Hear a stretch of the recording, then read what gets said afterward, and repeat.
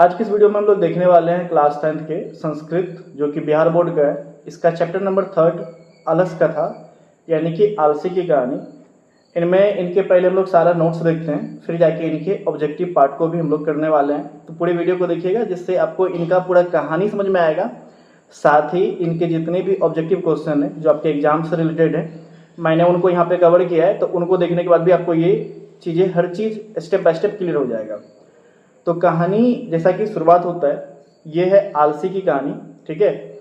तो इसमें आलस से जुड़े हर चीज़ के बारे में यहाँ पे बताया गया कि आलस क्या है, कैसे है, आलस के कारण लोगों को क्या होता है, कितने आलसी थे। तो ये जो चैप्टर है इनको लिखा है, अलस कथा को लिखने वाले हैं विद्यापति, यानी कि इसके लेखक कौन है, विद्यापति। तो इनसे पहला चीज़ तो पूछा जाएगा कि अलस कथा के लेखक कौन है या इसकी रचना किसने किया, विद्यापति ने किया। ये एक उपदेशात्मक लघु कथा है, यानी शॉर्ट स्टोरी है। और कहीं कहीं पे आपको व्यंग्यात्मक मिलेगा, यानी कि उन लोगों के ऊपर में तंज है जो बनावटी आलसी का दिखावा करके बेनिफिट लेते हैं। या फिर कई लोग ऐसे होते हैं कि कोई भी चीज़ हो रहा है और वो वैसा नहीं है, फिर भी जाके क्या करते हैं, नाटक करते हैं उस टाइप का करने का। तो ये एक तंज है लोगों के ऊपर में। तो कई बार पूछा जाता है कि आलस कथा किस प्रकार की कथा है, तो उपदेशात्मक भी कह सकते हैं या व्यंग्यात्मक कर सकते हैं। और ये कहाँ से लिया गया है, पुरुष परीक्षा नामक ग्रंथ से लिया गया है। तो आलस कथा जो है पुरुष परीक्षा नामक ग्रंथ से लिया गया है। जो पुरुष परीक्षा है, इस ग्रंथ के अंदर में किसके बारे में चर्चा किया गया, धर्म के बारे में, अर्थ के बारे में और काम के बारे में, ठीक है। जैसे इन विषयों संबंधित कई मनोरंजक कहानी है। ध्यान देखिए, धर्म का मतलब धर्म से रिलेटेड, अर्थ मतलब रुपया पैसा, काम का मतलब वासना से रिलेटेड, ठीक है। आगे है, विद्यापति ने मैथिली, अवहट और संस्कृत तीनों भाषा में ग्रंथ लिखे हैं। तो जो विद्यापति हैं इन्होंने मैथिली, अवहट और संस्कृत ये 3 भाषा में ग्रंथ लिखे हैं। तो कई बार पूछा जाता है कि विद्यापति कौन थे, तो विद्यापति एक मैथिली कवि थे, ठीक है। तो विद्यापति कौन थे, ये एक मैथिली या मैथिल कवि थे। इस कथा का उद्देश्य आलस को दूर करने की प्रेरणा देना है, यानी कि अलस कथा में किसको दूर करने के बारे में बात किया गया, आलस के बारे में, कि आलस को आपको दूर करना है, इसके बारे में प्रेरणा दिया गया है। इसमें संसार की विचित्र गतिविधियों का भी परिचय मिलता है। चलिए अब कहानी की आलस का परिभाषा समझते हैं कि आलस हम कहेंगे किसको। तो आलस का क्या अर्थ है, किसी काम को देरी से करना या उससे बचना। जैसे अगर आप एक स्टूडेंट हैं, आपको कोई काम मिला, आप सोचते चलो अभी नहीं, घंटा बाद कर लेते हैं।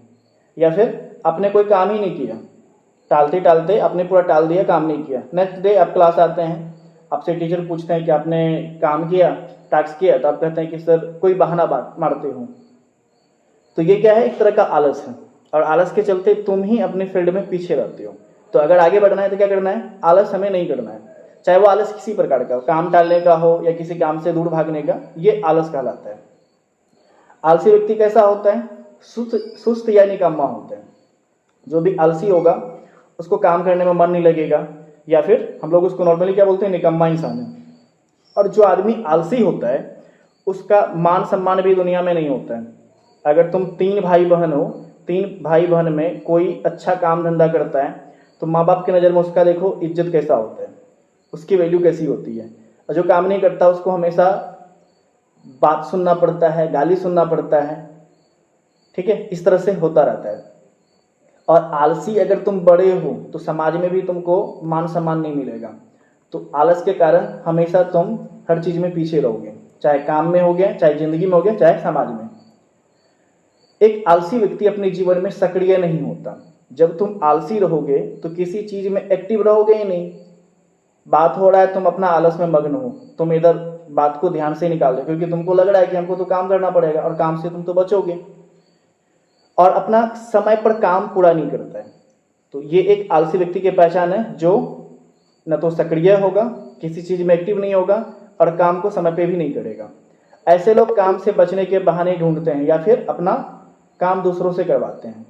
एक तो काम करने का बचने का बहाना ढूंढना, दूसरा कि अपना काम को किसी और से करवाना। कई लोग देखना, अगर तुम 3 भाई बहन हो तो उसमें देखना एक भाई बहन ऐसा होगा कि जिसको काम मिला वो दूसरे से करवाता है कि तुम मेरा ये काम कर दो, तुमको हम ये कर देंगे। तो ये तो बचपना की बात है। जब बड़े भी हो जाते हैं ना, तो कई लोग ऐसा होता है कि वो काम से बचने का बहाना ढूंढता है या सोचता है कि किसी और से करवा ले, हम नहीं करें। तो ये भी आलस है। अब आते हैं कहानी के सारांश पे। इस कहानी के अंदर में क्या क्या चीज़ें हैं। तो मिथिला में वीरेश्वर नाम का एक मंत्री था। तो ये भी एक पॉइंट है कि मिथिला में वीरेश्वर नाम का मंत्री था। तो मिथिला का मंत्री कौन था? तो मिथिला का मंत्री कौन था? वीरेश्वर। ये याद रखना है। जो स्वभाव से किस प्रकार का था? दानी था और दयालु था। तो वीरेश्वर नाम का मंत्री मिथिला में था। स्वभाव कैसा था? दानी और दयालु था। प्रतिदिन संकटग्रस्त और अनाथ लोगों को भरपेट भोजन देता था। और इतना ही नहीं, अनाथ और संकटग्रस्त के साथ साथ आलसी लोगों को भी अन्न और वस्त्र देता था। आज के समय में आलसी को कौन पूछता है? कोई नहीं। लेकिन वीरेश्वर एक ऐसे व्यक्ति थे जो इतने दयालु थे, जो संकटग्रस्त यानी जिसको कोई दुख है, अनाथ है, माँ बाप नहीं है, गरीब है, तो उनको तो भोजन कराता ही कराता था, लेकिन आलसी लोगों को भी अन्न और वस्त्र देता था। आलसी लोगों को वहाँ खूब लाभ मिलता था। जो भी आलसी थे उनको बहुत ज़्यादा लाभ मिलता था, क्योंकि उनको तो कोई काम करना नहीं था, लेकिन उसको खाने पीने रहने हर चीज़ की व्यवस्था मिल रहा था। और यह बात जैसे जैसे फैला, लोगों को पता चला, तो बहुत सारे धूर्त यानी कि फर्जी आलसी भी वहाँ पहुँच गए। यानी कि लगा कि भाई वहाँ तो फ्री में सब कुछ मिल रहा है, तो चलो फ्री का लाभ उठाते हैं। तो फ्री का लाभ उठाने के लिए उनको क्या करना पड़ेगा? तो आलसी बनना पड़ेगा। तो वो फर्जी आलसी बनकर वहाँ अपना आकर डेरा जमा दिए, वहाँ आके रहने लगे। कहाँ रहने लगे? आलसशाला में। उन्होंने आलसशाला बनाया था, तो उस आलसशाला में फर्जी लोग आके रहने लगे। और ये बनावटी आलस दिखाकर क्या करते थे? भोजन प्राप्त करने लगे। यह देखकर राजपुरुषों ने फैसला किया कि आलसियों की परीक्षा ली जाए।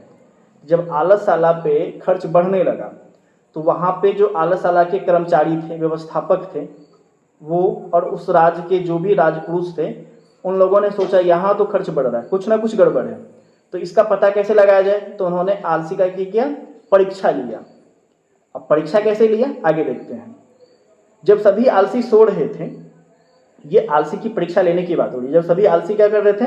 सो रहे थे, तब उनके घर यानी कि आलसशाला में, ठीक है, जिस घर में वो लोग रहते थे उसका नाम क्या था? आलसशाला। तो आलसशाला में आग लगा दिया। अब जब आग लगेगा, आप जहाँ सो रहे हो, तो क्या होगा? कोई भी इंसान भाग जाएगा आग देखकर, अपना जान बचाएगा। तो यह देखकर सभी धूर्त यानी कि जो बनावटी आलसी थे और कुछ कम आलसी लोग भी भाग गए। जितना बनावटी आलसी था तो भागा ही भागा, साथ में कुछ कम आलसी थे जो तो काम कर सकता था, लेकिन फायदा उठाने के चक्कर में वहां पे था। तो ये दोनों टाइप के लोग, आलसी और कम आलसी लोग, आग देखा और भाग गया, क्योंकि आग में तो जान जाने का डर था। लेकिन 4 असली आलसी वहीं पे रह गए, वहीं पे सोए रह गए। तो याद रखिएगा, आलसियों की संख्या कितनी थी? तो कुल आलसी कितने थे? 4 थे, ठीक है। 4 गो आलसी वहीं पे सोए रह गए और आपस में बात करने लगे। अब सोचो कि आपके घर जहां आप सोए हो वहां पे आग लग जाए, तो आप पहले क्या करोगे? आप तो भागोगे, जान बचाओगे। लेकिन ये ऐसे आलसी थे कि वहीं पे बात कर रहे थे। पहला आलसी जो था वो अपने चेहरे को कपड़े से ढककर पूछता है, यह शोर कैसा है? तो ये ध्यान रखिएगा, ये सारा चीज क्वेश्चन में आएगा। पहला आलसी क्या पूछता है? यह शोर कैसा है? तो दूसरा कहता है, यानी कि दूसरा आलसी कहता है, लगता है इस घर में आग लग गई है। अब तीसरा कहता है कि कोई भी ऐसा धार्मिक व्यक्ति नहीं है जो हम पर पानी से भीगे हुए वस्त्र या चटाई डाल दे।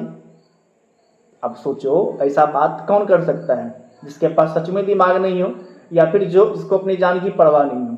इस लेवल के ये आलसी थे। तो चौथा आलसी कहता है, उन्हें चुप रहने को कहता है अरे बकबक करने वालों, चुपचाप क्यों नहीं रहते? ठीक है, वो कहता है अरे बकबक करने वाले, बातों नहीं सब, क्यों नहीं चुपचाप रहते? सोने भी चैन से नहीं देते हो तुम लोग। अब आगे आते हैं। जब राजपुरुषों ने और आलसशाला के व्यवस्थापकों ने इस तरह का बात करते हुए सुना, तो उनको लगा आग तो इसके ऊपर फैल रहा है, अगर इन्हें नहीं निकाले तो ये मर जाएगा। तो मरने के डर से उनको जो है आलसशाला से बाल से खींचकर बाहर निकाला। तो चारों आलसियों को कैसे निकाला? बाल पकड़ के खींच के बाहर निकाला, और चारों आलसी बच गए। इनसे हमें क्या मिला कि जो भी आलसशाला के व्यवस्थापक थे, तो उनको पता चल गया कि ओरिजिनल कौन सा आलसी है और नकली कौन सा आलसी था। तो असली और नकली आलसी का पहचान हो सका। इसके बाद राजपुरुषों ने कहा, स्त्रियों का रक्षक पति होता है। कौन होता है? स्त्री का रक्षक पति। बच्चों का रक्षक कौन होता है? उसकी माँ। लेकिन आलसियों का रक्षक इस संसार में केवल दयावान व्यक्ति ही हो सकता है। आलसी को कौन चाहेगा दुनिया में? कोई नहीं चाहेगा। अगर कोई स्त्री है तो उसको कौन चाहने वाला है? पति चाहने वाला है। पति आश्रय देगा। बच्चों को कौन देता है? उसकी माँ देती है। लेकिन आलसी का रक्षक कौन होगा दुनिया में? जिसके अंदर दया होगा। बाकी किसी को आलसी से मतलब नहीं है। आप किसी ऐसे इंसान को अपने घर में रखोगे जो कोई काम धंधा नहीं करता है, सिर्फ खाएगा और सोया रहेगा, कोई काम नहीं करेगा, कोई नहीं ऐसे लोगों को चाहेगा। जिसके दिल में थोड़ा सा दया है वही लोग आलसियों का रक्षक हो सकता है। अंत में मंत्री ने उन चारों आलसियों को पहले से अधिक वस्तुएं देना जारी रखा, क्योंकि अब पता चल गया कि 4 ही आलसी था। पहले वहां पे सैकड़ों आलसी जमा हो गए थे, खर्च भी बढ़ रहा था। अब जब असली और नकली आलसी पता चल गया कि असली कौन है नकली कौन है, तो असली कितना मिला? सिर्फ 4 आलसी असली थे। अब इन चारों को पहले से ज्यादा खाना पीना रहने का सुविधा सारा कुछ मिलने लगा। इस प्रकार आलसियों की परीक्षा ली गई। अब आते हैं इस चैप्टर के जो ऑब्जेक्टिव क्वेश्चन है उनके ऊपर। तो इस वीडियो में टोटल 25 ऑब्जेक्टिव क्वेश्चन को हम लोग देखेंगे। तो चलिए पहले क्वेश्चन को देखते हैं। अलस कथा पाठ कहाँ से संकलित है? रामायण, महाभारत, पुरुष परीक्षा या पंचतंत्र? तो ये कहाँ से लिया गया है? पुरुष परीक्षा से लिया गया है। अगला है अलस कथा पाठ के रचनाकार कौन है? तो अलस कथा पाठ को लिखने वाले कौन थे? वेद व्यास, विद्यापति, वाल्मीकि या तुलसीदास? तो इसको किसने लिखा है? विद्यापति ने लिखा है। ऑप्शन बी इसका सही है। अगला सवाल देखते हैं, सवाल नंबर 3। विद्यापति किस भाषा के लोकप्रिय कवि थे? तो विद्यापति किस भाषा के कवि थे? हिंदी, आर्यभट्ट, मैथिली, उपरोक्त सभी? तो ये तीनों भाषा में इन्होंने लिखा था, तो इसमें से होगा सभी।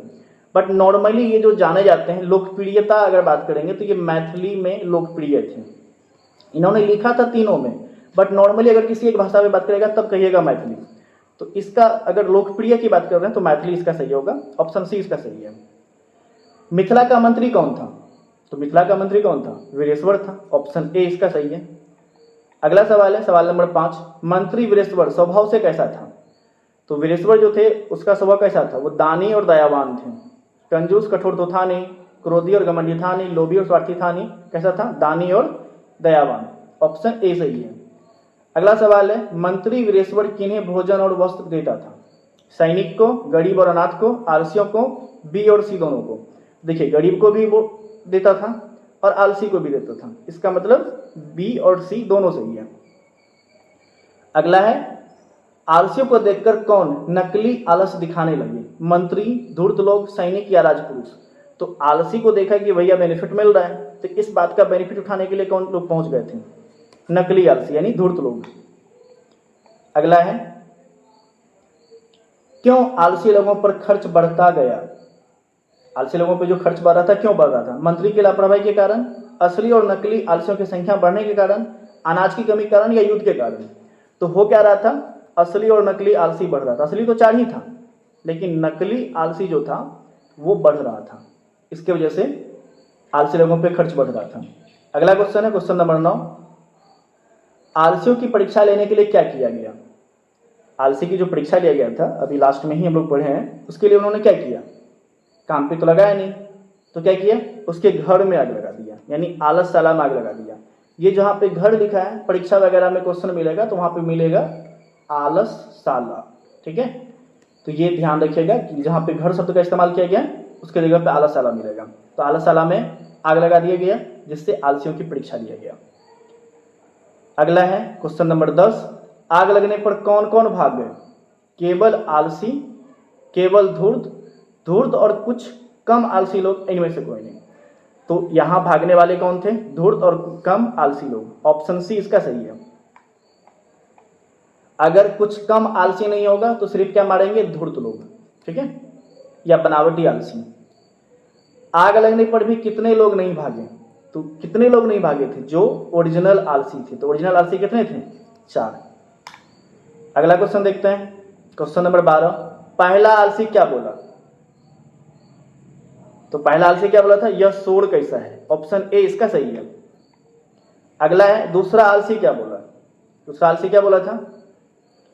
लगता है इस घर में आग लग गई है। तो ये दूसरा आलसी बोला था, बी इसका सही है। अगला क्वेश्चन देखते हैं क्वेश्चन नंबर 14। तीसरा आलसी क्या बोला? तो तीसरा आलसी बोला था कोई धार्मिक व्यक्ति पानी से भीगे वस्त्र से हमें ढक दे। ये बोला था तीसरा आलसी।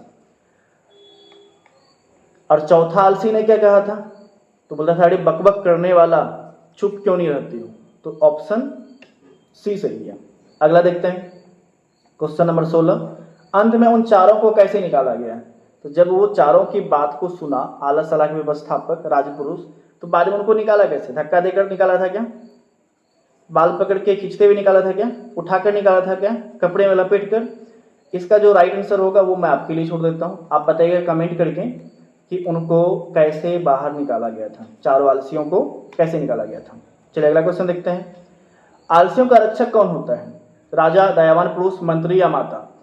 तो दुनिया में देखो आलसी को कोई नहीं रक्षा देगा, कोई नहीं रखना चाहेगा। सिर्फ और सिर्फ कौन रखेगा? जिसके अंदर दया है, करुणा है। ऑप्शन बी इसका सही है। नीतिकार आलस को क्या मानते हैं? तो जो आलस है वो क्या है? गुण है क्या? शत्रु है? मित्र है या धन है? तो आलस हमारे लिए शत्रु के समान है। आलस क्या है? एक तो अवगुण है, इसको दोष कह सकते हो, ये एक दोष है जो कैसा है आपका? शत्रु है। अगला क्वेश्चन देखते हैं, क्वेश्चन नंबर 19। दुखी मनुष्यों में पहला स्थान किसका होता है? तो जो दुखी होता है संसार में उसमें पहला स्थान किसका होता है? आलसियों का। आलसी सबसे ज्यादा दुखी होता है क्योंकि वो तो कुछ करेगा ही नहीं। गरीब तो भाई हाथ पैर चला भी लेगा, बीमार भी चला लेगा, अनाथ भी चला लेगा, लेकिन आलसी आलस के चलते वो कुछ नहीं कर पाएगा। तो जाठेरानपी वहिन्ना का अर्थ होता है पेट की आग। ठीक है, इसका ऑप्शन बी सही है। अगला क्वेश्चन है, पुरुष परीक्षा ग्रंथ में किसके महत्व का वर्णन है?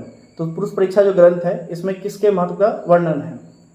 ऑप्शन है मानवीय गुणों का, जानवरों के गुण का, दान का या आलस का। तो पुरुष परीक्षा में जो गुण है किसके गुण के बारे में चर्चा किया है? गुण कहो या दुर्गुण कहो? तो मानव के गुणों का। जानवर के बारे में चर्चा किया नहीं किया है? ऑप्शन ए इसका सही है। अगला है, आलस कथा पाठ किस दोष के बारे में है? तो सेम क्वेश्चन है, आलस के बारे में है। ये आलस एक प्रकार का दोष है, शत्रु है, इनके बारे में चर्चा किया गया है। प्लायिता शब्द का अर्थ क्या होता है? सिंपल है, प्लायिता यानी पलायन करने वाला। अपलायन करने वाला मतलब भागने वाला। ऑप्शन बी इसका सही है। अगला क्वेश्चन है, क्वेश्चन नंबर 24। स्थिति सौकर्य मूलाही सर्वमापी संहते का अर्थ क्या है? सुविधाजनक स्थिति को देखकर सभी लोग उसे प्राप्त करना चाहते हैं, सभी को काम करना चाहिए, आलसी लोग धन चाहते हैं, कोई भी अपनी जाति का सुख देखकर नहीं भागता। तो ऑप्शन ए इसका सही है। स्थिति सौकर्य मूला ही सर्वेश आपामी संहते। इस सुविधाजनक स्थिति को देखकर सभी लोग उसे प्राप्त करना चाहते हैं। अगला है, आग की घटना के बाद चारों आलसियों को क्या मिला? तो आग की जो घटना हुई यानी आग लगा के जो परीक्षा लिया गया उनके बाद चारों आलसियों को मिला क्या? दंड मिला था क्या?